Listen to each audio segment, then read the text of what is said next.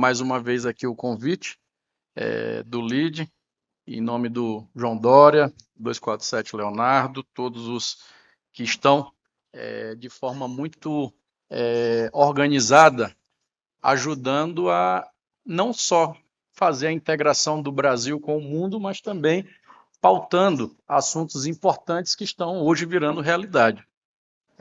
Recentemente, o LIDE lá de Londres falava da importância do crédito de carbono. E logo chegando ao Brasil, o presidente Pacheco, com o senador Efraim, juntamente conosco, nos reunimos rapidamente com a Câmara, no mesmo dia da chegada, aqui em Brasília, e fizemos a reunião junto com lideranças do governo e da Câmara, conseguimos avançar, o Senado aprovou, a Câmara também, e temos aí hoje a legislação do crédito de carbono, que é importantíssimo para falarmos não só da transição energética, mas importantíssimos para o nosso país e para o mundo. Então, é um novo momento que nós estamos vivendo. Lá no LIDE Lisboa, se falava da inteligência artificial. E eu, inclusive, fiz a intervenção, o Hélio estava lá, nosso ministro, e eu disse lá naquele momento, olha, a inteligência artificial, que o PL do senador Pacheco, que está sendo discutido pelo competente senador Eduardo Gomes, minha colega senadora Soraya, que eu te cumprimento, ele é complexo, é um PL que tem lá uma sugestão de comissão de juristas, 9 proposições que foram unificadas a dele, para dali você produzir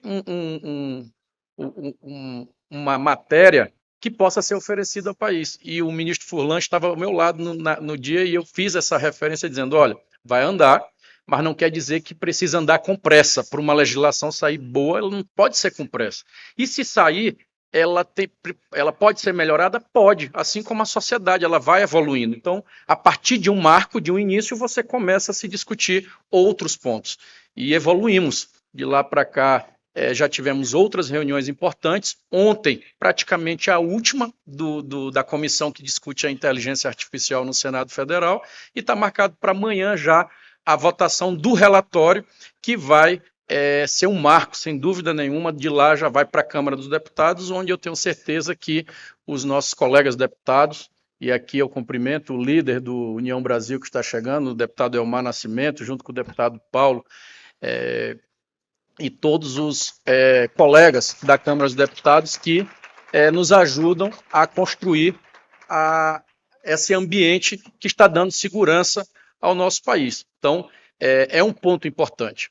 Falar de transição energética, e aqui já foi feito aqui pelos nossos técnicos essa exposição, então eu vou aqui, senador Jucá, já resumir ou tentar objetivar no assunto do momento, que é a eólica offshore. Né? Nós temos aqui vários outros projetos, desafios que foram colocados lá no Congresso Nacional, e aqui os desafios que já foram falados aqui por todos, né? Então a gente não precisa aqui ficar se debruçando neles, mas temos essas oportunidades, e dentro dessas oportunidades nós vamos ter alguns projetos, que é um deles a questão da offshore.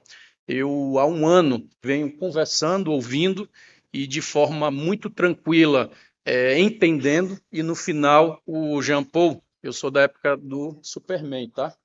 Não é da tua época, não. É Superman, Thundercats e tal. O Elmar, o Jean Paul, que já é um pouquinho mais da época aqui do... Como é o nome? Não, o nome daquele outro lá que você falou? Corrida Maluca. E lá naquele momento, e nós identificamos, Jean Paul, justamente isso. Todos os setores, de todos que eu já tratei na minha vida, e olha que eu já relatei alguns projetos complicados aqui no Congresso Nacional, tanto na Câmara, quando eu era deputado federal, quanto no Senado, mas o mais desunido, o setor mais complicado e mais desunido que eu já tratei na minha vida é o setor energético. É inacreditável como um boicotando o outro, e eles são autodestrutíveis. Me desculpa, mas eu estou dizendo aqui o que eu ouvi, porque cada um, quando chega sozinho para despachar, só ele que presta, só ele que é bom, e o restante pode fechar as portas. Então, assim, é inacreditável a forma como é tratado. E nós precisamos compreender, até porque cada um está ainda nesse processo para ocupar o seu espaço ou para mostrar que de verdade tem o seu valor, então você vai precisar ter muita habilidade. Quando eu digo você, o Estado brasileiro tem que ter muita habilidade para poder também fazer disso uma grande arma e fazer também de uma agenda positiva.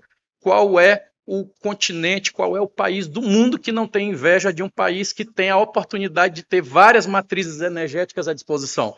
Então, isso é fantástico, porque nós não podemos aqui ficar simplesmente dependentes apenas de uma, se nós temos várias e podem ser melhor exploradas.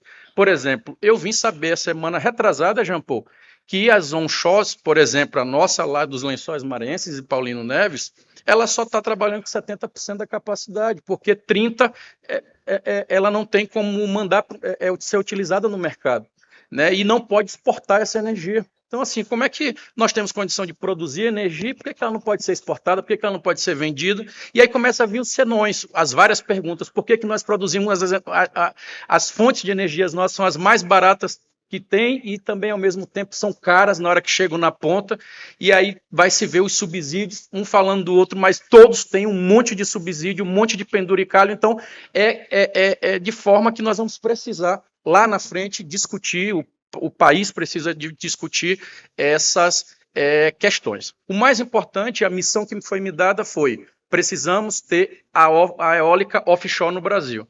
E para ter a eólica offshore no Brasil é preciso se ter um marco, é preciso ter uma legislação. Então não adianta quem defende a eólica offshore ficar apenas discutindo ou apontando o dedo ou tentando fazer com que as outras não andem e ela não existe. Então, enquanto a agenda não anda, todo ano vai passando, todo dia vai passando, mas as outras estão lá funcionando e ela está só no papel, só no sonho dos investidores que estão pensando em vir para cá, para o Brasil, aproveitar aí essa potencialidade que nós temos aqui, que é o nosso vento, o nosso mar. Então, é necessário se priorizar. Então, o que foi que eu fiz? Eu peguei, juntei o que tinha, que realmente não tinha como se retirar do texto, pelas razões óbvias que em várias reuniões, várias palestras eu coloquei, né? Existem regiões que são atendidas por vários setores que hoje tem muita força no Congresso Nacional e não tem como você simplesmente virar a chave e dizer, olha, não é assim. Né? Então, se nós queremos entregar o principal, que é essa legislação da eólica offshore, nós melhoramos ela, retomamos os artigos que ainda saíram do Senado Federal sob a relatoria do senador Jean Paul, que viabiliza o projeto, porque do jeito que veio para o Senado não estava viabilizada a eólica offshore.